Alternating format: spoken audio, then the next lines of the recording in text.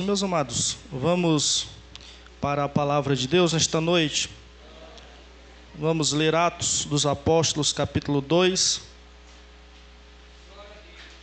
versículo 42 ao 47. Glória a Deus.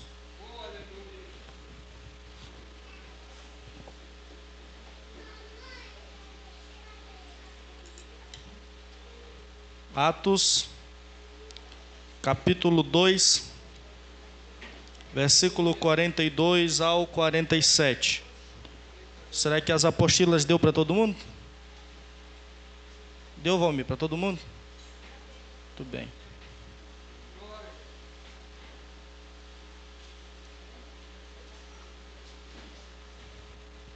Todos encontraram, irmãos?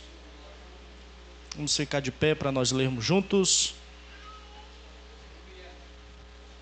Atos 2, 42 ao 47. Alguns irmãos ainda estão procurando, vamos aguardar.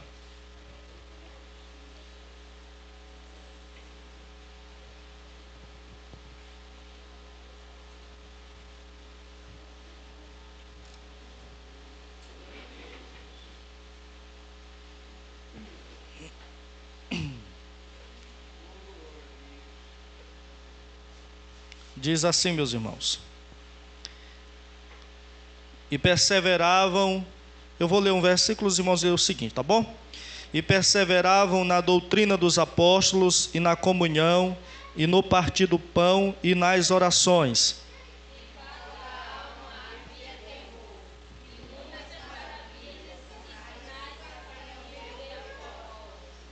Todos os que criam estavam juntos, e tinham tudo em comum.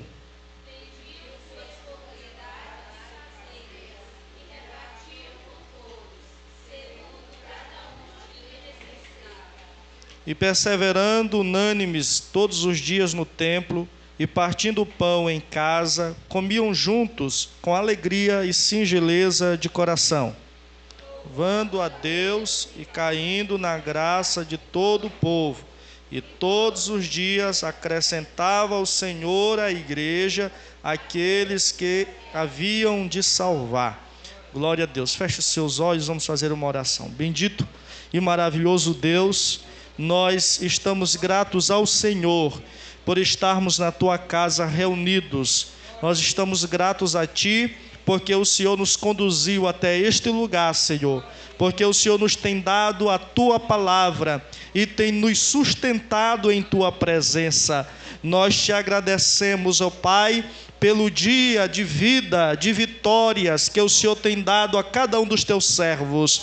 Porque se nós estamos aqui é porque nós vencemos muitas barreiras, nós vencemos muitos inimigos, muitos embaraços, Senhor, para estarmos em Tua presença. E nós Te damos graça porque é o Senhor quem tem nos fortalecido e nos animado cada dia, Senhor, a continuar Te servindo.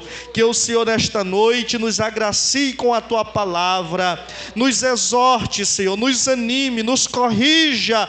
Nós estamos aqui, Senhor, preparados, prontos para ouvir a Tua voz. Pai querido e santo, opera no meio da Tua igreja de forma especial no nome de Jesus, amém. Amados, nós estamos aqui no nosso quarto ensino sobre a doutrina da igreja. Aí está o número 3, é porque no tópico 2 nós dividimos ele em duas partes, foram 2 ensinos só. No tópico 2 nós já falamos sobre a origem da igreja, já falamos sobre a origem da igreja, já falamos sobre os aspectos da igreja, não foi isso? Hoje nós estamos falando sobre o propósito da igreja, tá? Hoje nós vamos falar sobre o propósito da igreja. Primeiro, nosso primeiro estudo, falamos sobre a origem da igreja, como a igreja foi fundada. como a igreja está fundamentada, o significado da palavra igreja. E esse primeiro estudo, nós dividimos ele em duas partes, eu estou lembrando agora. O segundo estudo, o terceiro estudo, na verdade, foi sobre os aspectos da igreja, que seria o tópico 2. E hoje vamos falar sobre o propósito da igreja. Amém? Quando a gente fala sobre propósito, nós estamos falando sobre o porquê de algo existir. Tudo que existe para cumprir um propósito. Amém, irmãos? Você existe por causa de um propósito. Você não é fruto do acaso. A tua vida não é fruto de um acaso. Tudo que existe no mundo existe com um propósito. Todas as coisas que Deus criou existem com um propósito. E a igreja, a semelhança de tudo aquilo que vem de Deus, ela também tem o seu propósito. A igreja existe para cumprir um propósito, que é um propósito espiritual. Amém, amados? E nós queremos falar sobre esse propósito pelo qual a igreja existe. Por que que a igreja existe? Eu vou ler aqui para os irmãos, que está escrito na nossa introdução, tá? Os irmãos prestem bastante atenção. A igreja de Jesus existe para atender os propósitos do reino de Deus. Todos os membros de uma igreja, escute só, todos os membros de uma igreja precisam compreender estes propósitos e se envolverem com eles. Do contrário, estarão sendo indiferentes e negligentes com aquilo que Deus estabeleceu para o seu povo. Vamos ver quais são esses propósitos. Então, nossa introdução está dizendo que a igreja, o propósito para o qual a igreja existe, ela existe para atender os propósitos do reino de Deus. Amém? A igreja, como nós já dissemos aqui, ela não é uma instituição humana, ela não foi criada pelo homem. Ela é uma instituição que foi criada, formulada e estabelecida pelo próprio Senhor da igreja. E ela existe para atender os propósitos do reino de Jesus. Nós vamos já entender em detalhes esses propósitos. Então é o seguinte, você que está me ouvindo, eu que estou falando, e você que está me ouvindo, fazemos parte desta igreja. Estamos inseridos nessa igreja de Jesus. Como membros dessa igreja, como parte integrante dessa igreja, nós precisamos estar envolvidos nesses propósitos.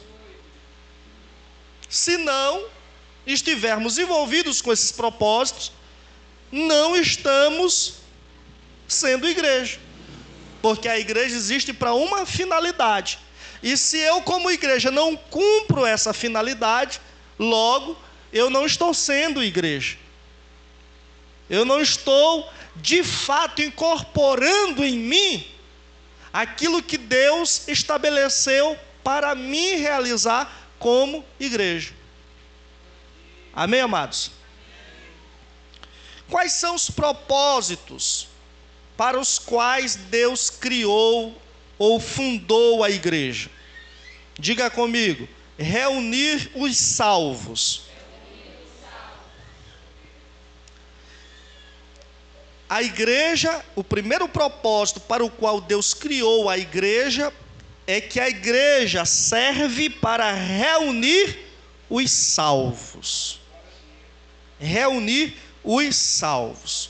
A igreja existe para ser o ambiente de comunhão de todos os salvos. Qual é o ambiente natural do peixe? Hein? A água. Se você tira o peixe da água, o que acontece com ele? Ele morre. Qual é o ambiente natural de uma planta? Se você arranca a planta da terra, o que é que acontece com ela? Ela morre. E qual é o ambiente natural do salvo? Diga comigo, a igreja. Se você tira o salvo da igreja, ele morre. Amém, amados? Então a igreja existe para ser o ambiente de comunhão de todos os salvos. Lá em 1 Coríntios, capítulo 13, parece-me, Paulo vai dizer que quando nós aceitamos a Jesus, nós somos batizados pelo Espírito em um mesmo corpo. E esse corpo é a igreja, no qual nós somos inseridos pelo Espírito Santo. E nos introduzir o salvo na igreja é tarefa do Espírito Santo. Amém, amados? De tal forma que a igreja pode ser o ambiente mais legal que for. A igreja pode ser o ambiente mais aconchegante. Pode ter cadeiras bonitas, poltronas acolchoadas, pode ter ar-condicionado, pode ter uma boa iluminação, pode ter uma boa sonoplastia. Mas se a pessoa que chegar na igreja não for um verdadeiro salvo, ela nunca vai se encaixar na igreja. Porque inserir uma pessoa que era do mundo, tinha uma cultura totalmente diferente, inserir essa pessoa no contexto de comunhão da igreja, só o Espírito Santo é quem pode fazer. Amém? Então, a igreja é o ambiente de comunhão de todos os salvos. Nos evangelhos, já vemos os seguidores de Jesus, os discípulos de Jesus, se reunindo em torno deles. Os irmãos percebem isso. Se você já leu os evangelhos, você vai perceber isso. Jesus passava, né? Os caras estavam lavando o rede lá, Jesus dizia, segue-me. E eles abandonavam tudo e seguiam Jesus. E nunca largavam Jesus. Quando Jesus ia, eles iam. Até dormiam no mesmo lugar que Jesus dormia. Começou com Pedro, Tiago, João e André. Daqui a pouco o grupo foi aumentando. E o interessante é que eles não tinham comunhão só com Jesus. Aquele grupo de discípulos se tornou uma família. E nós ainda vamos falar da igreja como a grande família de Deus. Amém, amados? Então, ela começa com os primeiros seguidores de Jesus, após sua morte, como também após sua ressurreição e a assunção ao céu. Seus discípulos continuaram a se reunir no local onde o Senhor mandara, ou no templo em Jerusalém. Você lê Atos dos Apóstolos, você percebe isso, que quando os discípulos eram chamados por Jesus, eles começavam a seguir Jesus para onde Jesus ia, tá? Jesus subia para o monte, eles queriam subir também. Jesus ia para o deserto, eles queriam ir com Jesus. E aí, depois Jesus morre. Quando Jesus morre, a Bíblia diz que todos eles se dispersaram, não foi assim? Mas depois Jesus começou a aparecer, depois que Jesus ressuscita, ele começa a aparecer para eles, e eles começam a se reunir novamente. Só que depois de 40 dias que Jesus aparece para eles, Jesus sobe ao céu, e nunca mais volta a aparecer, a não ser para Paulo de Tarso, alguns anos depois. Mas o que é interessante é que depois que Jesus sobe, a igreja passa a ser perseguida em Jerusalém. E mesmo assim, eles não deixavam de se reunir. Amém, amados?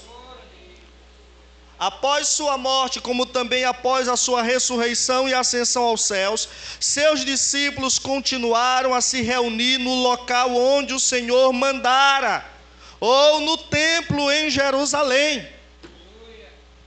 Os desigrejados, eles dizem assim, que não existe esse negócio de templo.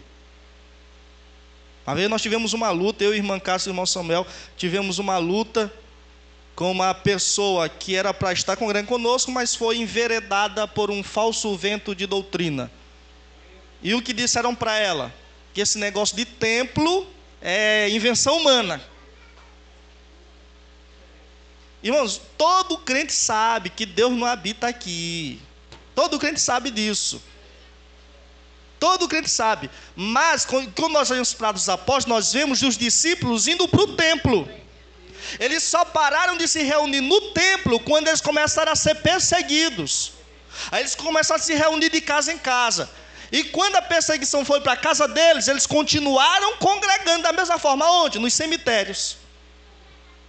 Foram para as cavernas, para os cemitérios, para as praias, para as matas, mas nunca deixaram de se reunir como igreja.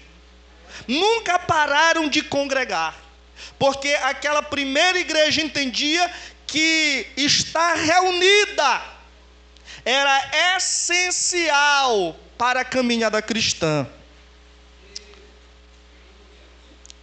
No entanto, com as perseguições, os discípulos começaram a se reunir nas casas, nas cavernas, nas florestas, nas catacumbas, enfim, não importasse qual fosse a tribulação. A grande verdade é que os irmãos nunca deixaram de se reunir como igreja. Você pode repetir comigo essa última frase? Diga assim comigo: não importasse qual fosse a tribulação, aqueles irmãos nunca deixavam de se reunir.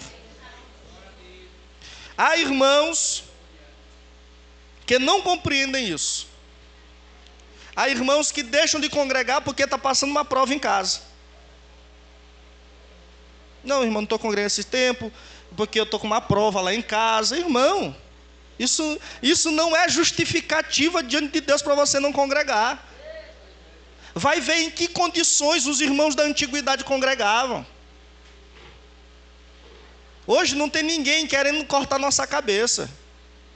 Hoje não tem ninguém querendo passar a espada em nós.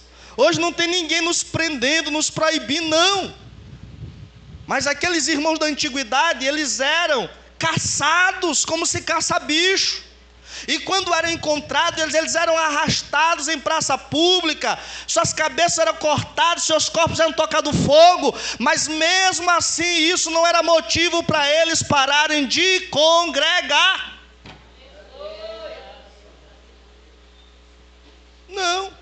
Não é motivo. Há pessoas que tudo é motivo para não congregar. Tudo é motivo para não estar em comunhão, para não estar na igreja. A igreja, irmão, entenda isso nesta noite, é o ambiente natural do salvo. Se você é salvo, você vai querer estar na igreja. E se você não está querendo estar na igreja, talvez você não seja um salvo.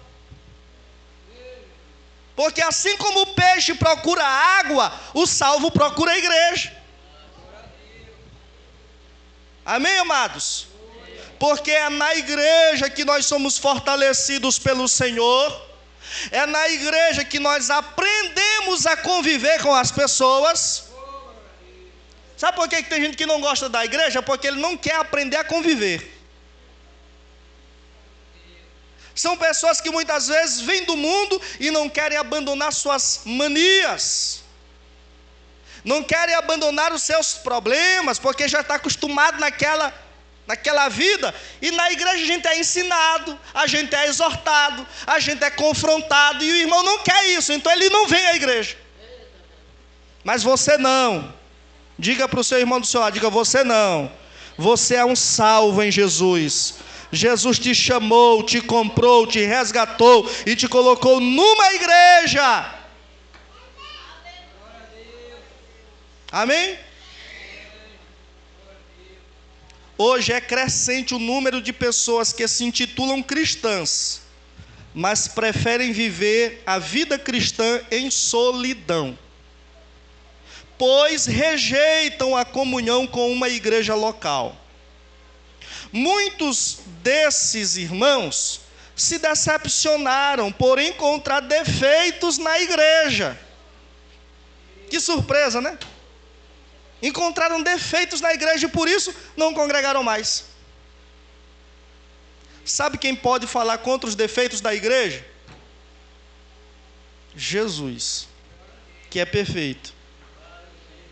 Ninguém pode querer exigir uma igreja perfeita. Muitos desses irmãos deixaram de congregar porque encontraram defeitos na igreja e saíram. Outros não congregam porque são contra o dízimo, e outros porque não querem se sujeitar a uma liderança pastoral. Na verdade, estas pessoas estão dominadas pelo orgulho e fecharam os olhos para as várias passagens bíblicas em favor do ato de congregar. Irmão, eu fico tão triste quando às vezes a gente conversa com algum irmão, por que você não congregou mais? Às vezes o irmão não diz, mas a gente percebe na conversa dele ou dela que é porque ele está angustiado com algum irmão da igreja. Irmão, por que você não congregou mais? Não diz às vezes, mas está com ódio de alguém da igreja. E por que que essas coisas acontecem? Por que que muitos irmãos brigam entre si na igreja? Por quê? Porque a gente não quer dar o direito do outro errar. Mas nós temos que olhar, quando o irmão errar com você, sempre pensa assim, esse irmão que errou comigo, ele é um ser humano. E o que foi o mandamento que Jesus nos deu, irmãos? Qual foi o mandamento que Jesus nos deu? Assim como eu os amei. Viu, amados? A Bíblia diz que o amor cobre uma multidão de pecados.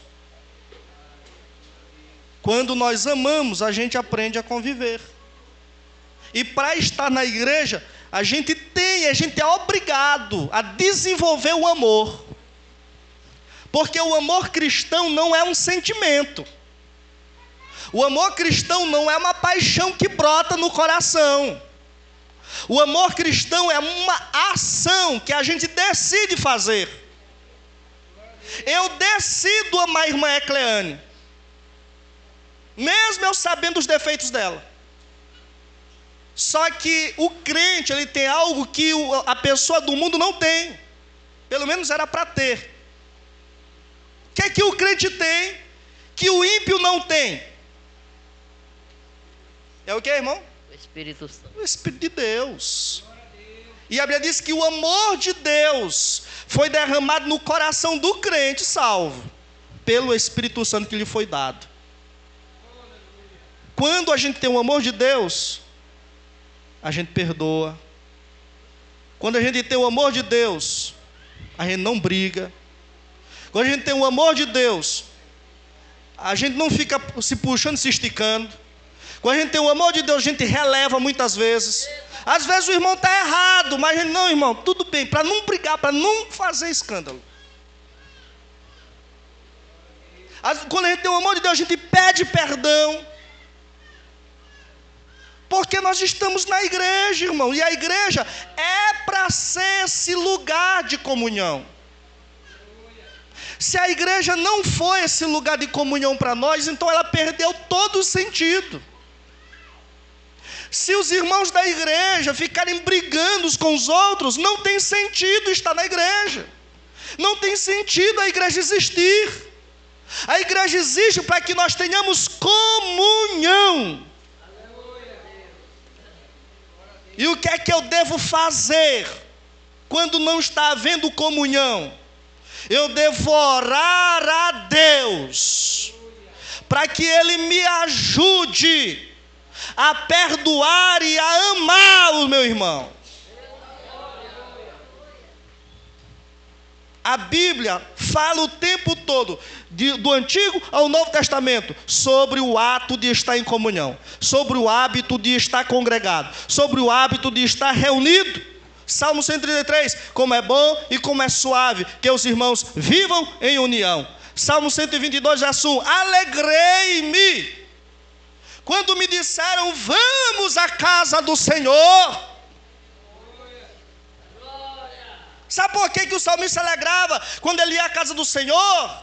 É porque a casa do Senhor é um lugar de comunhão com Deus e com os irmãos. Quando os israelitas subiam para as festas em Jerusalém, a Bíblia fala, você vai ver nos Salmos, viu, meus irmãos? Vocês vão ler nos Salmos. E alguns salmos em cima deles, assim, na epígrafe, está escrito assim, Salmo dos degraus. Já notaram isso? Por que esses salmos recebem o nome de Salmos dos degraus? Porque quando os israelitas iam para Jerusalém, eles começavam a subir os degraus das escadas de Jerusalém, eles começavam a cantar esses hinos, porque eles iriam se encontrar com os irmãos, eles iam se reunir, eles iam estar juntos para louvar a Deus. Aleluia! A igreja é para ser esse ambiente. Vamos ler Atos 2, meus irmãos, do 46 ao 47, que nós já lemos, né? Já lemos. No início do culto, nós lemos esse texto de Atos 2, 46, e lemos agora há pouco. Mas nós vamos ler novamente, para ficar cravado nos nossos corações nesta noite. Aleluia! Glória a Jesus. Atos 2, 46. Olha o que o texto diz. Perseveravam, unânimes, todos os dias em casa, no templo,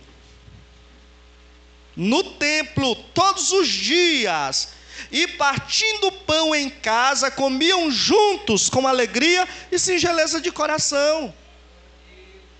O texto diz assim, perseveravam. O que é perseverar? Alguém pode me dizer? Significa a palavra perseverar. Quem falou insistir? Insistir. Sabe por quê? Porque a vida em comunhão tem os seus desafios. A vida em comunhão tem os seus problemas, tem os seus deslizes, tem os seus obstáculos. Mas você precisa insistir em estar unido com o seu irmão. Você precisa insistir em estar unido com a sua igreja. Você precisa insistir em estar congregado. Às vezes, na hora de vir para o culto, parece uma visita inesperada. Não é assim? Ontem a gente estava falando isso aqui com os irmãos, né? Com os obreiros aqui.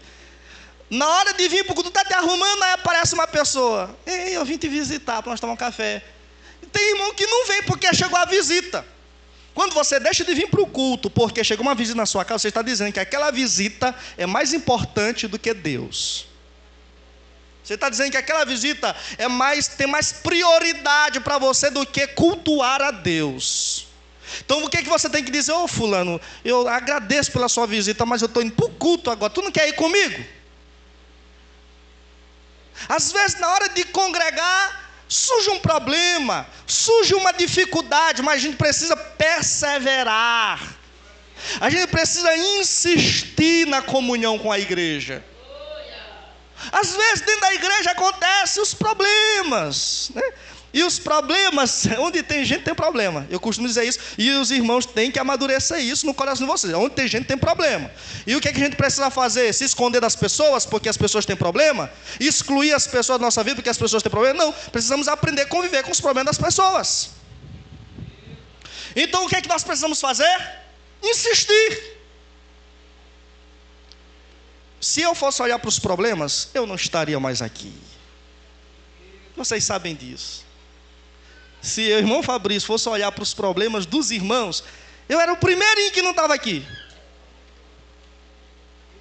Viu, meus amados? Mas diga nesta noite comigo em alto e bom som. Se você veio para o culto e tá vivo nesta noite, diga assim: eu vou insistir na comunhão. 1 Coríntios 14, 26. Vamos ler o que está lá. Glória a Jesus. 1 Coríntios 14 e 26.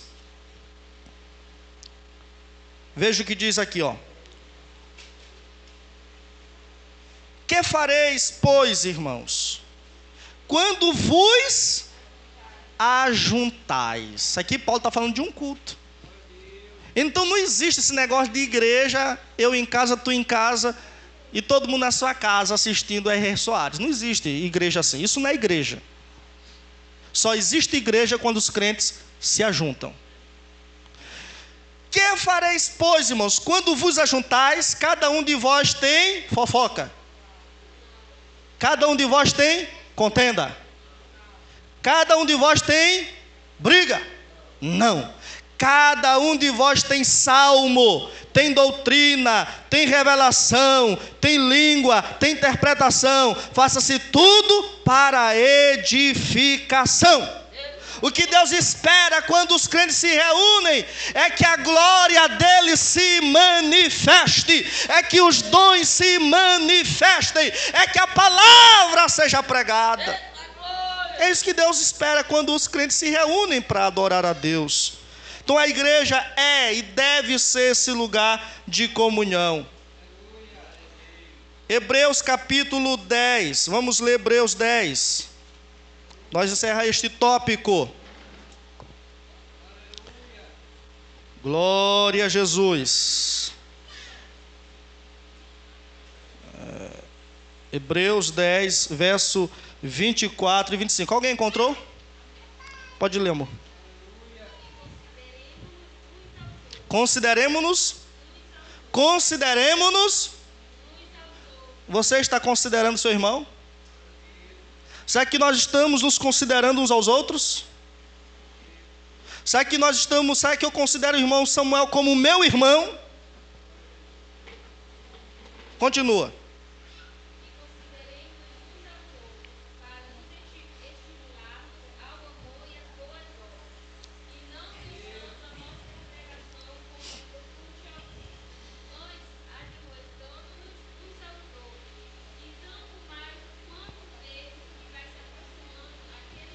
Muito bem, permaneça com o texto aí.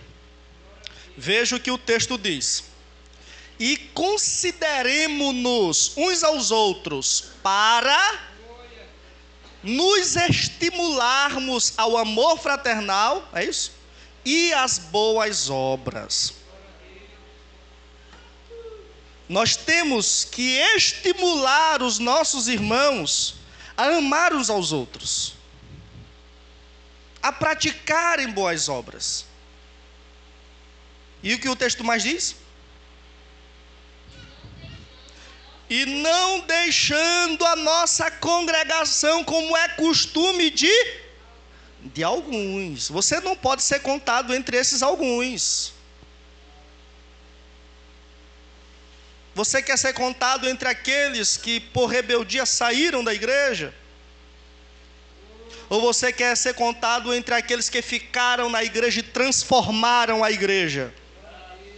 E mudaram a cara da igreja, amadureceram a igreja, venceu os problemas junto com a igreja.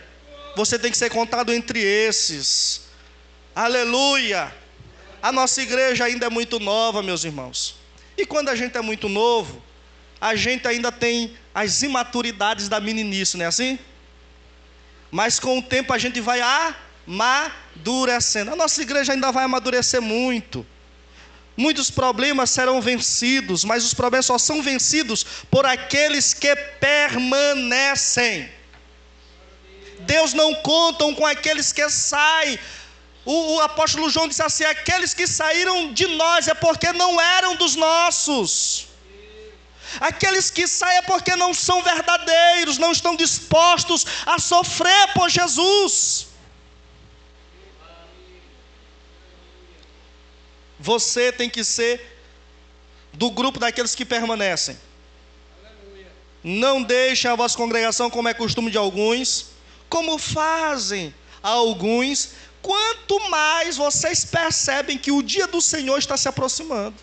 Irmão, quanto mais a gente olha para os sinais, que a gente mais percebe que Jesus está perto, não é tempo de a gente ficar mudando de igreja. Não é tempo de a gente ficar dando pulo, saindo e voltando, saindo e voltando. Não é mais tempo disso. Jesus disse que no final dos tempos, quem estiver sujo, mas quem estiver limpo é para continuar se purificando.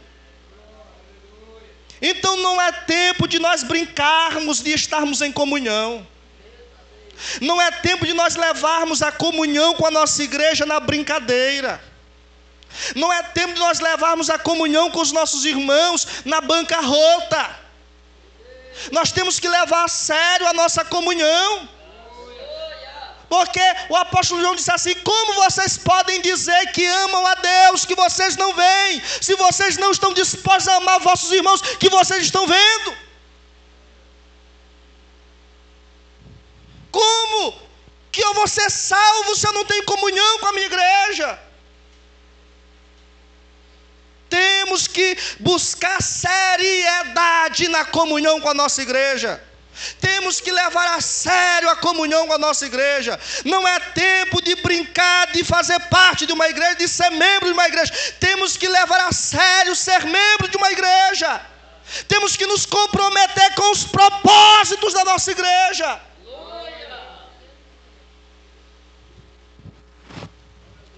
Glória a Deus. Aleluia. Deus é que exige isso de você que é salvo. Se você é salvo, você está entendendo o que está sendo ensinado. Todo salvo tem o coração ensinável. Aquele que não é salvo, ele tranca o coração dele para a verdade. Mas o que é salvo, quando ele ouve a verdade, ele abre o seu coração. O que não é salvo, quando ouve a verdade, ele desdenha da verdade. Ele zomba da verdade, mas o salvo age diferente.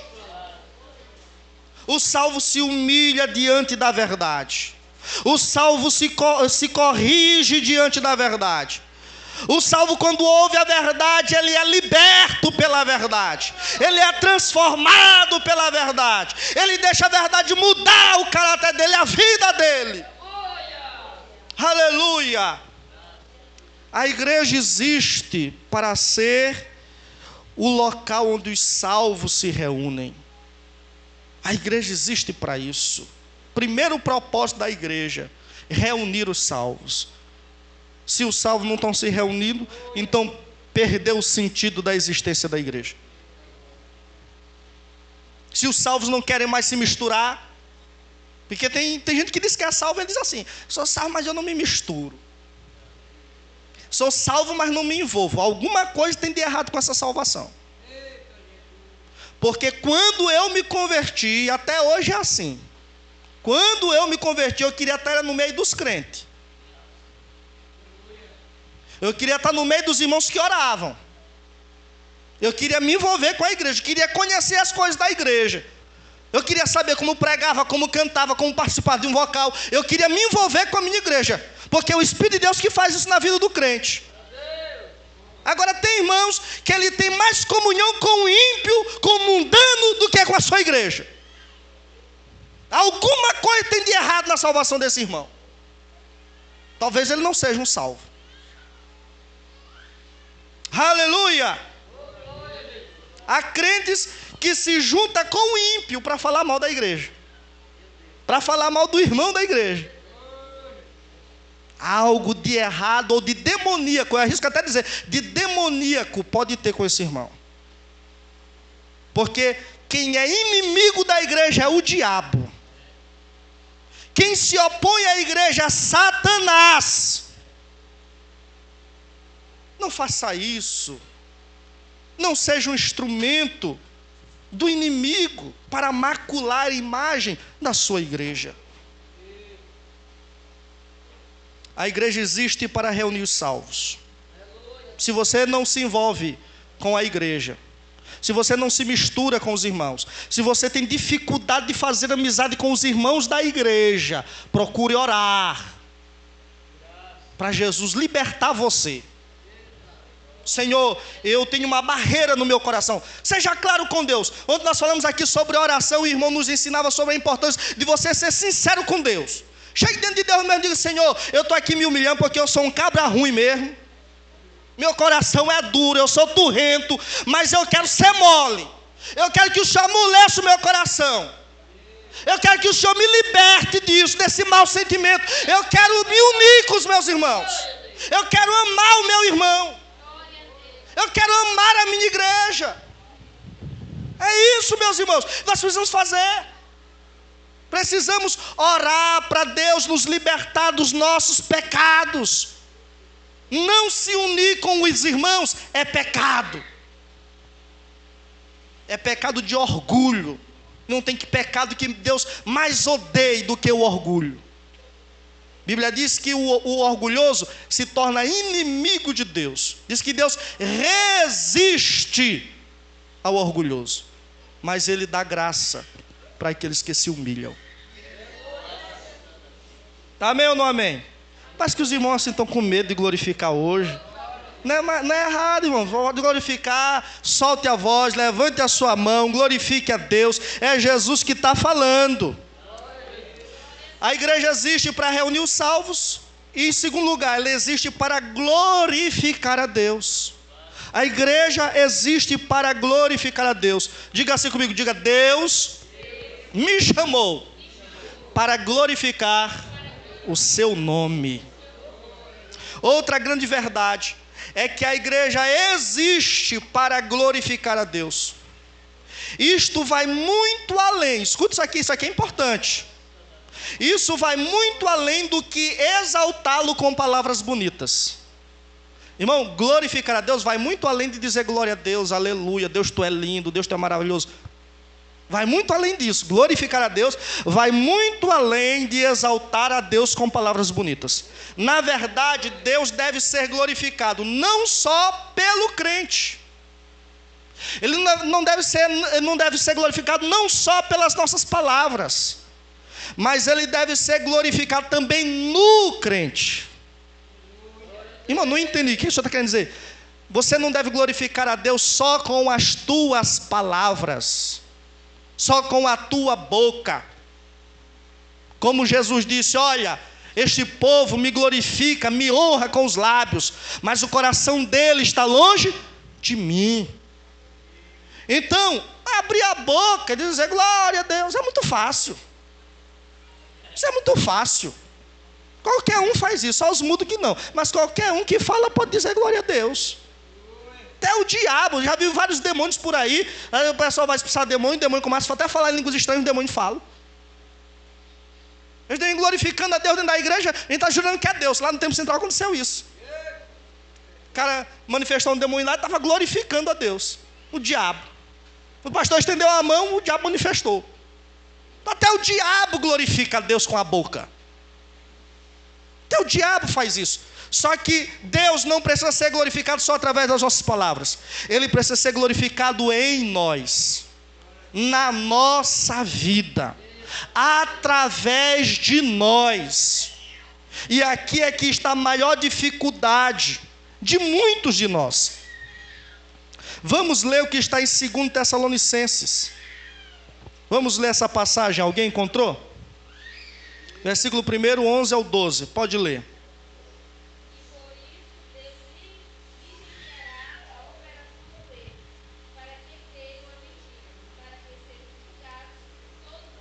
Não, é capítulo 1.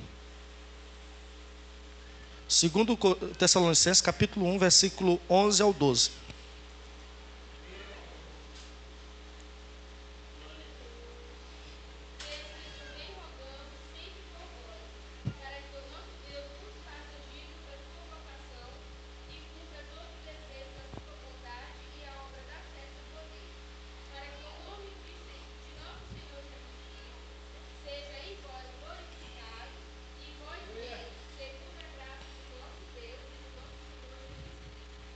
Amém?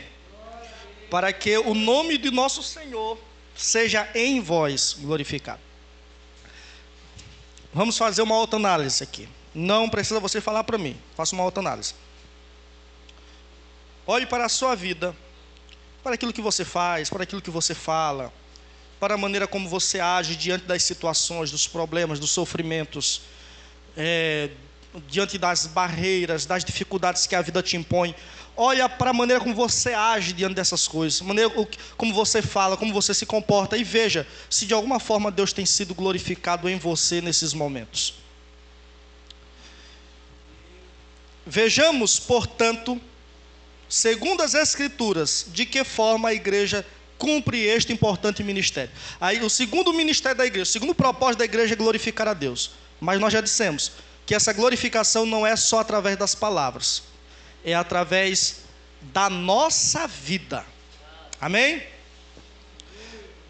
Como, portanto, segundo as Escrituras, a igreja glorifica a Deus? De que forma a igreja glorifica a Deus, já que não é só através das palavras? Em detalhes, vamos ver de que forma a igreja glorifica a Deus. Primeiro, através do comportamento cristão. O nosso comportamento também glorifica a Deus. Vamos ler o que está escrito aqui em Mateus capítulo 5 e o verso 16. O nosso comportamento pode tanto glorificar a Deus como pode desonrar a Deus. Aquilo que não glorifica a Deus, o desonra. Amém? Se o meu comportamento cristão não está glorificando a Deus, está desonrando. Amados, eu quero aqui só frisar uma coisa, que este estudo eu não preparei hoje, tá? Esse estudo está preparado há mais de semanas. Então, assim, não pensem que eu esteja acusando alguém, colocando em direto, não. Falando que eu coloquei no estudo há mais de semanas, tá bom? Mateus 5,16 diz assim: assim resplandeça a vossa luz diante dos homens, para que vejam as vossas boas obras e glorifiquem a vosso Pai que está nos... Quem é que vai glorificar aqui? Quem é que vai glorificar nesse texto? Olhe para o texto e veja quem é que está glorificando a Deus aqui nesse texto. Assim resplandeça a vossa luz diante dos homens, para que os homens vejam as vossas boas obras e glorifiquem o vosso Pai que está nos... Os homens que vão te ver, que vão glorificar a Deus, através da tua luz, através das tuas boas obras, através da tua conduta, através do teu comportamento. Os homens ímpios do mundo vão olhar para você e através da tua vida eles vão dar glória a Deus. Mas como esta irmã é uma bênção. Mas como este irmão é diferente. Olha, eu conheci esse irmão assim, assim, assado. E olha que mudança. Tem aquele, né? Que mudança em mim fez o meu bom Jesus, né? Olha que mudança Deus fez na vida deste irmão. Dessa forma você está glorificando a Deus com o seu comportamento. O interessante é que muitos irmãos dizem assim: olha, eu não preciso mostrar para as pessoas quem eu sou, Deus me conhece. Tem até uns posts que eles fazem por aí, que não tem nada de Bíblia. Eles assim, uns posts que eles fazem: não importa que os homens falam de você, o importante é que Deus pensa de você. Mentira! Isso não está na Bíblia. O texto diz categoricamente assim: resplandeça a vossa luz diante de Deus. Assim resplandeça a vossa luz diante dos homens, e para que eles vejam. É para os homens ver a tua vida, é para os homens ver a tua conduta, é para os homens ver o teu comportamento, é para os homens verem as tuas boas obras. E quando eles verem as tuas boas obras, eles vão glorificar a Deus. Por isso o cristão tem que tomar cuidado com o seu comportamento. O crente tem que tomar cuidado como ele anda, o que ele fala, como ele se comporta, o que ele veste, o que ele faz, o que ele usa, com quem ele anda.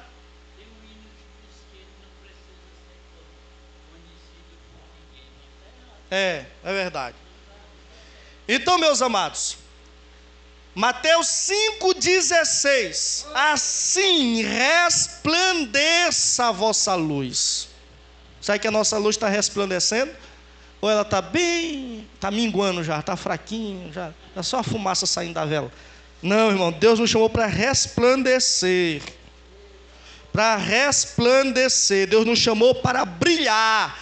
E esse brilhar no mundo não é no sentido de ser famoso, não. Tem gente que está confundindo as coisas. Não é para ficar na mídia, não é esse tipo de brilho que Deus quer que nós tenhamos. O brilho do crente são as boas obras dele. É a boa conduta, é o bom comportamento. É aquela irmã que antigamente ia para o reggae. Né, irmã Lili? Ia para o reggae. E hoje não vai mais para o reggae. Quando era do mundo, vestia uma roupa inadequada. Hoje veste uma roupa decente, como uma mulher de Deus. Aquele irmão que quando era do mundo falava palavrão. Hoje não fala mais palavrão. Agora a boca dele é para glorificar a Deus. Tinha várias mulheres, hoje ele é fiel à sua esposa. Porque os homens vão olhar para ele e vão dizer: este homem sofreu uma mudança na sua vida. E foi Deus quem fez isso. Glória a Deus. 1 Coríntios 10. 1 Coríntios 10.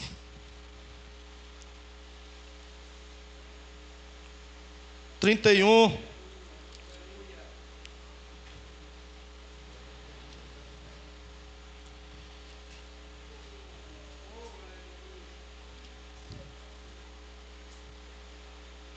Esse texto aqui é muito forte.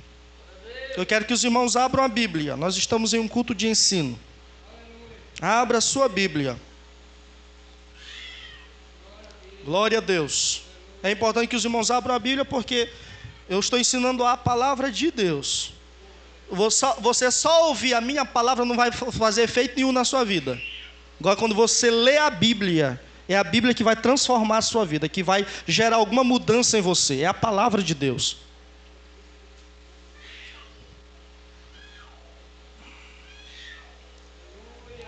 Olha o que o texto diz. Isso aqui é fortíssimo. Portanto, quer comais, quer bebais, ou façais outra qualquer coisa, fazei tudo para a glória de Deus. Irmão, até na hora que tu vai comer, até na hora que tu te senta na tua mesa, para tu almoçar, para tu jantar, fazer a tua refeição, até nisso Deus está sendo glorificado ou desonrado. Até nisso, olha como é sério ser crente. Olha o que Deus exige de nós. Tem crente que vai para esses banquetes e ele não deixa para ninguém. Irmão, essa história de que crente não bebe, mas come, que é uma bênção, isso não é de Deus, não. Isso não está na Bíblia. Esse negócio de crente comer, que é uma bênção, isso é glutonaria. Isso é pecado de um glutão. Viu? Então, quer comais, quer bebais, tudo que vocês fizerem, qualquer coisa que você fizer, você tem que sempre se perguntar: meu Deus, será que isto não está desonrando o nome de Deus? Irmãos, nós temos que tomar cuidado com o nome de Deus. Jesus, quando nos ensinou a oração, ele diz assim: quando vocês orarem, vocês vão orar assim: Pai nosso que está no céu, santificado deve ser o teu nome. O nome de Deus deve ser santificado em nós. Presta atenção. Segundo livro das Crônicas, capítulo 7, verso 14, o texto diz assim: se o povo que se chama pelo meu nome, o nome de Deus está em você. Amém? Os irmãos, você já parou para pensar na responsabilidade de representar Deus? Quando você trabalha numa instituição, quando você trabalha numa empresa, que você está a serviço daquela empresa, você tem todo o cuidado, né? Ainda mais se você tiver com um crachá da empresa. Não é assim? Você tem todo o cuidado para você não macular o nome da empresa. Viu, meus amados? Assim o crente carrega o nome de Deus. Tudo que nós formos fazer, nós temos que nos perguntar: de que forma isto pode estar glorificando ou desonrando o nome de Deus? a roupa que eu visto, a maneira como eu falo, os lugares que eu frequento, os pensamentos que eu deixo passar no meu coração, a maneira como eu me comporto. Tudo isso pode estar glorificando ou desonrando o nome de Deus. Agora, uma coisa que é muito séria. Nós sabemos que tem um mandamento, parece que é o terceiro mandamento. Parece-me que é o terceiro mandamento lá dos 10. Diz que não é para a gente usar o nome de Deus em vão. Os israelitas tinham tanto medo de pecar contra este mandamento, que eles não pronunciavam o nome de Deus. Quando eles iam chamar o nome de Deus, eles trocavam por algum título, chamavam Adonai, ou Hashem, que quer dizer simplesmente o nome. Eles não pronunciavam. E pelo fato deles não pronunciarem o nome de Deus, com o tempo eles perderam a pronúncia do nome de Deus. Do tanto que eles zelavam pelo nome de Deus. E o interessante desse mandamento, que não é para usar o nome de Deus em vão, é que lá tem uma sentença para quem usar o nome de Deus em vão. Porque Deus não terá por inocente aquele que usar o seu nome em vão. Porque Deus é Deus zeloso, que visita a maldade dos pais nos filhos até a 3ª e 4ª geração. Deus não tem como inocente aquele que profana o seu nome. Então, meu amado irmão, se tu decidiu ser crente, seja crente. Não profane o nome de Deus, não profane o Evangelho com o seu comportamento, com o teu modo de vida. Glorifica a Deus com a tua vida, glorifica a Deus com as tuas palavras, glorifica a Deus com o teu comportamento, glorifica a Deus com o teu procedimento, com o teu andar, com as tuas amizades. Servir a Deus não é só frequentar uma igreja, servir a Deus é muito sério. Glória a Deus, glória a Jesus. Temos que glorificar a Deus através do nosso comportamento cristão. Quem é cristão tem que ter comportamento cristão. Quem é cristão não pode ter comportamento de mundano. Não pode ter comportamento de mundano. Um irmão que é crente não pode se vestir como ímpio. Não pode falar como ímpio. Porque as palavras do ímpio glorificam o diabo. O comportamento do ímpio glorifica Satanás. Tudo que o ímpio faz, pode ver conversa de ímpio aí. Pode sentar, observar a conversa do ímpio. Daqui para ali sai um nome feio. Daqui para ali é tua mãe. Daqui para ali sai o nome dele. O crente não pode ser assim. Irmão Fabrício, daqui a dias passou um estava pescando. Aí o outro disse, aí rapaz, lá tem peixe que só o diabo. Não pode ser, o crente não pode ser assim. Viu, meus amados? A mulher ímpia, a mulher do mundo, ela se veste para seduzir os homens. Para seduzir os homens. Ou até mesmo para competir com as outras mulheres, para ver quem tem um corpo mais bonito, mais esbelto. A mulher crente não pode se vestir como a ímpia. Não pode usar as mesmas roupas. Mas não tem na loja, pois compre pano e mande fazer. Não pode, meus amados. Você carrega o nome de Deus, não profane o nome de Deus. A igreja foi chamada para glorificar a Deus, primeiro, através do seu comportamento. Segundo, fazendo a obra de Deus. Fazendo a obra de Deus. Deus é glorificado, irmão, quando você faz a obra, quando você trabalha na obra. Amém? Vamos ler João capítulo 15, verso 8, para nós entendermos. João 15, 8. Deus é glorificado primeiro através do meu comportamento, segundo, através do meu serviço. Quando eu faço a obra de Deus, Deus também é glorificado. Quando a igreja faz a obra, ela está glorificando a Deus. Olha o que o texto diz assim, ó: nisto é glorificado meu Pai, que vocês deem muito fruto. Viu? Nisto é glorificado meu Pai, que vocês deem muito fruto. Jesus disse nessa mesma passagem bíblica, capítulo 15, que o crente que está nele, que está na igreja, que não dá fruto, ele vai cortar e botar fora. Porque crente que não dá fruto não serve.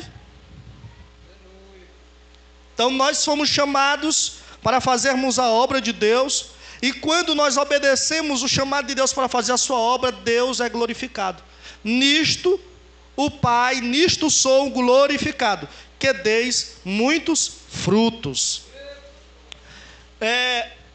Deus também é glorificado através da comunhão dos irmãos. Quando nós estamos em comunhão, Deus é glorificado. Romanos, capítulo 15. Abram a Bíblia. Romanos 15, versos 5 ao 6. Veja o que diz: ora, o Deus de paciência e consolação vos conceda o mesmo sentimento uns para com os outros, segundo Cristo Jesus, para que concordes a uma boca, glorifiqueis ao Deus e Pai de nosso Senhor Jesus Cristo. Paulo está dizendo que Deus, que é o Deus de toda a paciência e consolação, vai nos dar o mesmo sentimento, para que nós tenhamos o hábito de concordar em tudo.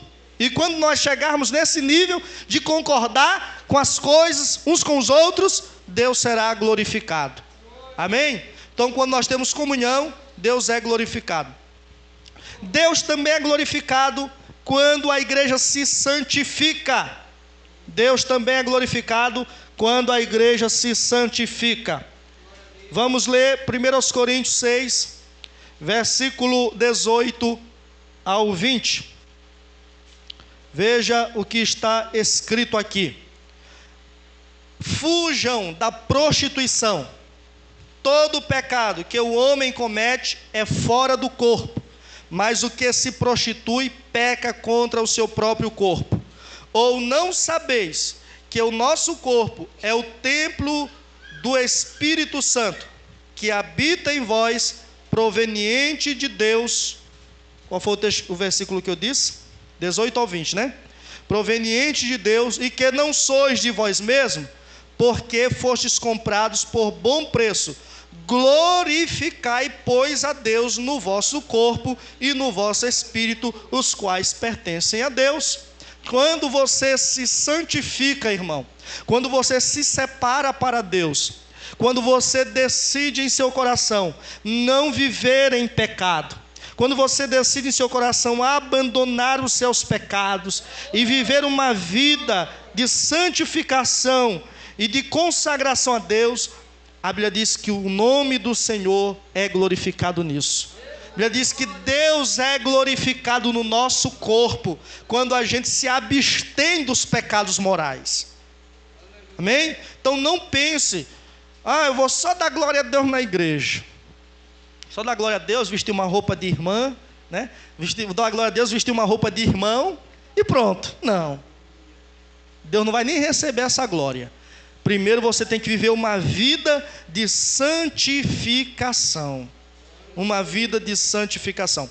A igreja glorifica a Deus também quando ela oferta, quando ela tem o hábito de ofertar. Quando você oferta, Deus é glorificado. 2 Coríntios 9, versículo 13. Nós vamos findar nesse tópico aqui, viu, meus irmãos? Não vamos passar para os outros. 2 Coríntios 9, 13.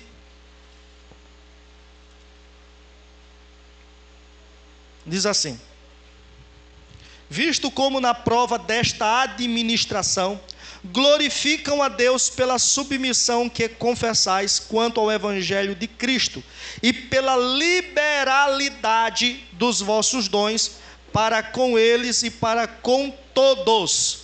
Que Paulo está falando aqui é de uma oferta que foi levantada para os irmãos da Judeia, que estavam em pobreza extrema. Houve uma grande fome naquela época, e Paulo vai levantar uma oferta nas igrejas da Macedônia. Era a região mais pobre daquela época. E a Bíblia diz que através, essa palavra administração aqui, significa serviço, é o hábito de servir na obra através da oferta. E aí ele vai dizer assim, olha, visto como na prova desta administração glorificam a Deus. Então quando eu abro mão de uma porção dos meus bens para cooperar na obra de Deus, Deus está sendo glorificado com isso. Amém? Nós também glorificamos a Deus por meio do uso dos dons espirituais. Quem tem dom espiritual aqui, levante a mão. Misericórdia. Quem tem, talvez o irmão novo, eu vou perguntar de novo. Quem tem dom espiritual aqui, levante a mão. Muito bem. Nós precisamos glorificar a Deus através do uso desses dons. Escute o que eu vou dizer aqui para os irmãos. Os irmãos que têm dom espiritual não podem deixar o dom morrer.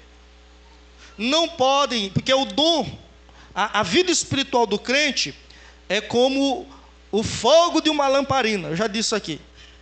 Você coloca combustível, você acende, no início aquela tochona, né? E depois o murrão vai ficando ressequido, quando falta o querosene, e vai murchando o fogo, daqui a pouco o fogo está apagado. Então por isso a gente sempre tem que estar alimentando a lamparina com combustível, para que o fogo não se apague. Quando você deixa o seu dom morrer, e você esmurece na sua fé, Deus não está sendo glorificado.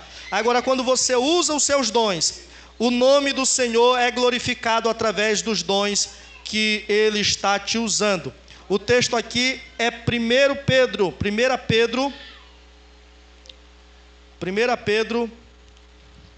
capítulo 4. Alguém encontrou?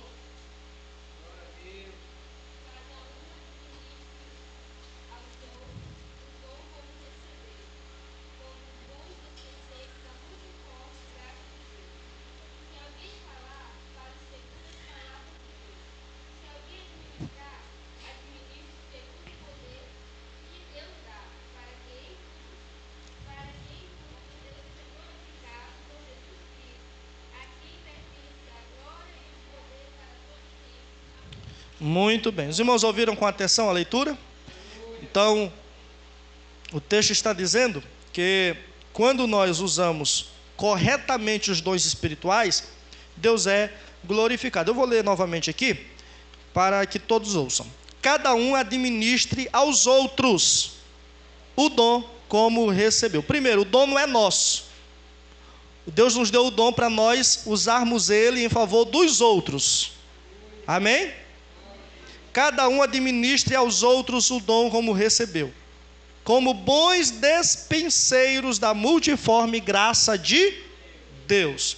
O texto diz que nós devemos ser bons despenseiros. O que é um despenseiro? Um despenseiro é alguém que serve os outros, é alguém que cuida de uma despensa cheia de alimento e está ali pronto para alimentar os outros. Se alguém falar, fale segundo a palavra de Deus. Viu? Não é para falar coisa da nossa cabeça. Não é para tirar coisa da nossa imaginação. Se alguém falar, fale segundo a palavra de... Se alguém administrar, administre segundo o poder que Deus dá.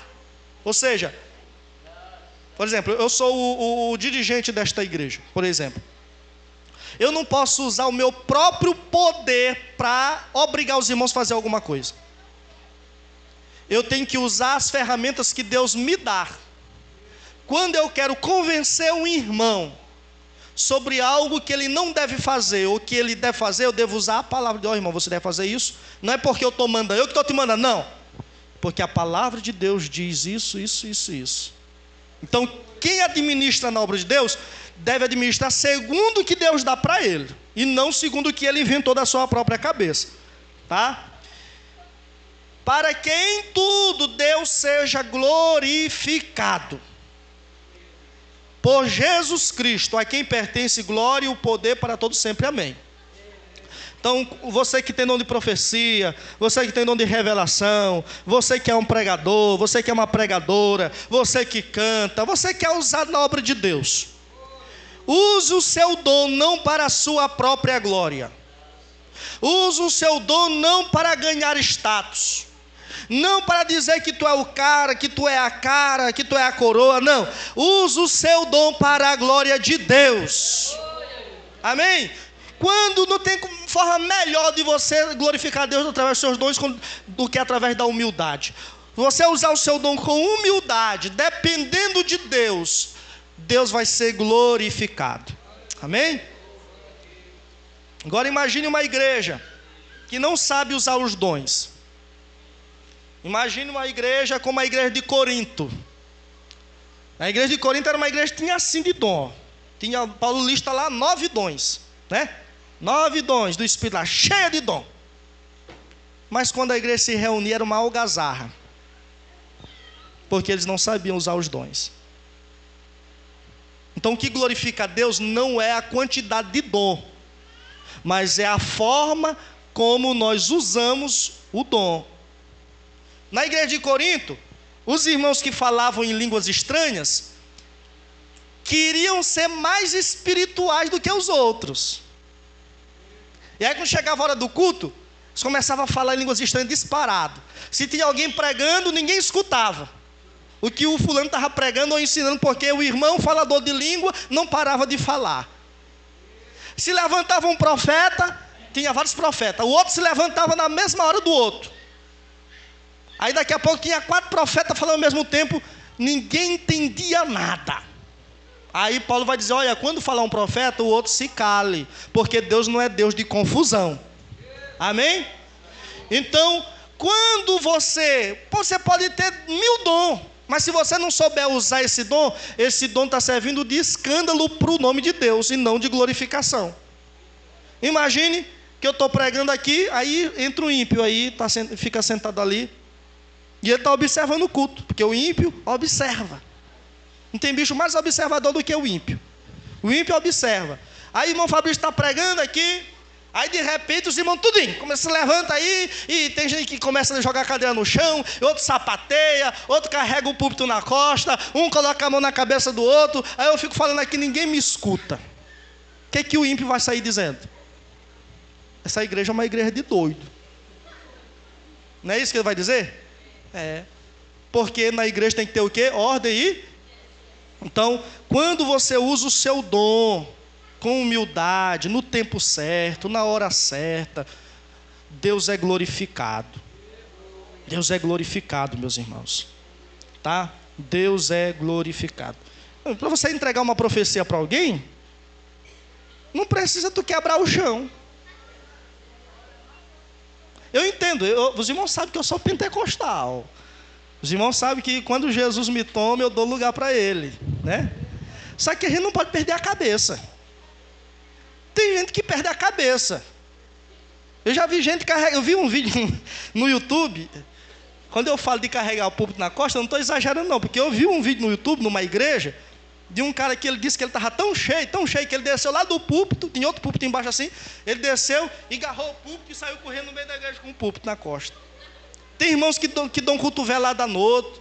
Tem irmãos que derrubam o outro no chão. Ele ora pelo irmão, ele quer para o irmão cair. E como o irmão não cai, ele empurra. Isso não é Deus. Deus não está sendo glorificado através disso.